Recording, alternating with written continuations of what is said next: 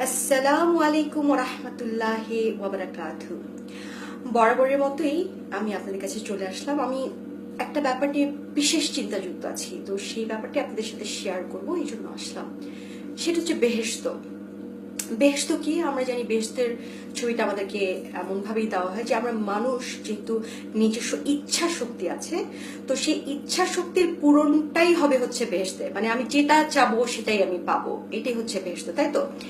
এবং সেই সাথে কিন্তু আমাদেরকে এটাও বলা হয় যে প্রত্যেকটি মানুষ, সে যত বড়ই পাপী হোক না কেন, তার একটা সময় মানে তাকে দোজকে পুড়িয়ে জ্বালিয়ে বারবিকিউ বানানোর পরে আলটিমেটলি একটা না একটা সময় তার পাপের যখন শাস্তি তাকে প্রদান করা হবে, তারপরে কিন্তু বেহেশতে তাকে প্রেরণ করা হবে।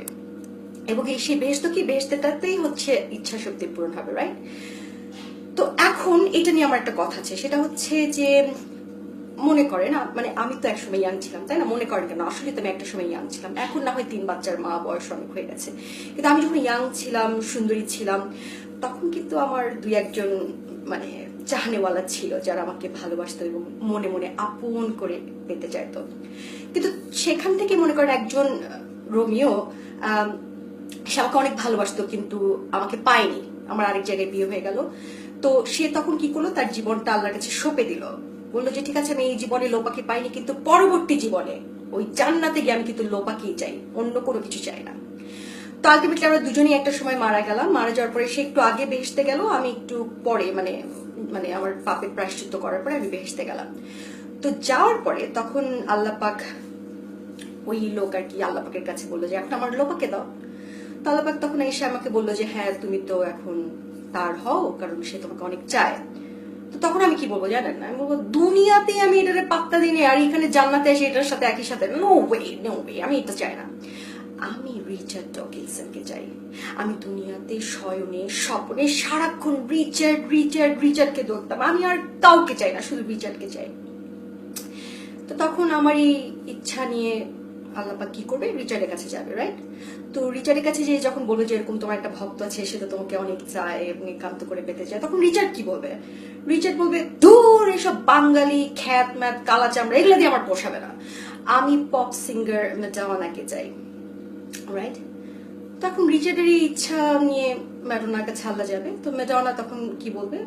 মনে করেন ম্যাডোনা বললো যে না, আমার টেস্ট খুব আনইউজুয়াল, আমি খুব রোমান্টিক মানুষজন চাই। তো বলিউডের একজন ডিরেক্টর কারণ জোহার, সে খুব চমৎকার কিছু রোমান্টিক ছবি করেছে, তো আমি না এই কারণকেই একান্ত ভাবে পেতে চাই।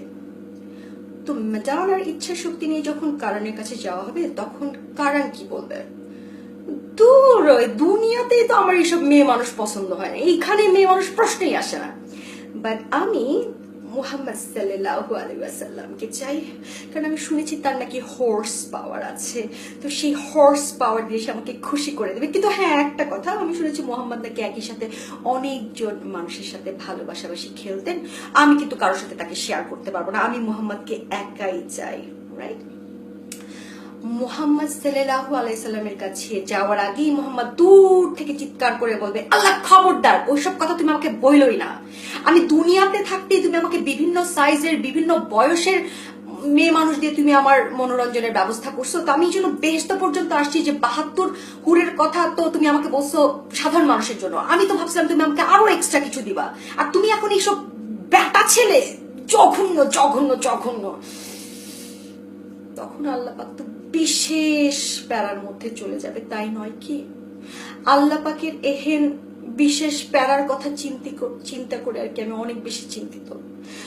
তো আপনারা একটু চিন্তা করুন এই ব্যাপারে, তারপরে আমাকে একটু জানান যে কিভাবে আমরা আল্লাহ পাকের সাহায্য করতে পারি, জানাতে ভুলবেন না কিন্তু। আসছি। আসসালামু আলাইকুম ওয়া রাহমাতুল্লাহি ওয়া বারাকাতুহু।